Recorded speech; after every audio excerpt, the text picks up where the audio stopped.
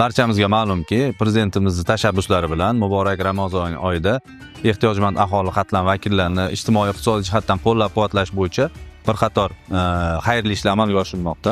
Bugun Ramazon oyi munosabati bilan Coca-Cola homiyligida ijtimoiy himoya agentligi homiyligida birgalikda kam ta'minlangan, nogironligi bor, yolg'iz, o'zgalar parvarishiga muhtoj insonlarga iftorlik qilib berishdi.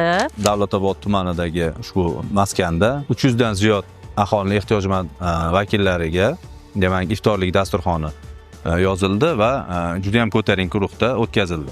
Bunday tadbir, bunday dasturxonlar faqat tinch O'zbekistonimizga yarashadi. Oldingi yillardagiga nisbatan juda ham e'tibor kuchli.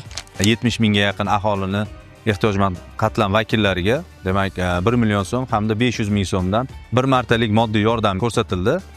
Shuningdek, davolanishga muhtoj aholi qatlamlariga demak Sog'liqni saqlash vazirligi, Ijtimoiy himoya milliy agentligi, Musulmonlar idorasi hamda Vaqf xayriya jamg'armasi bilan birgalikda ularni davolash ishlari amalga oshirildi. Hozirgacha mana Ijtimoiy himoya agentligi tarafidan ko'plab yordamlar oldik.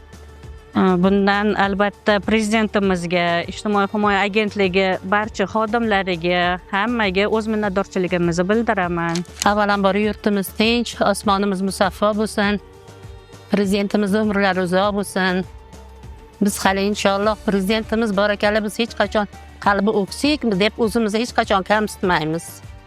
Juda ham chiroyli, biz e'tibordamiz. Ijtimoiy xodimlar doim biz bilan birga.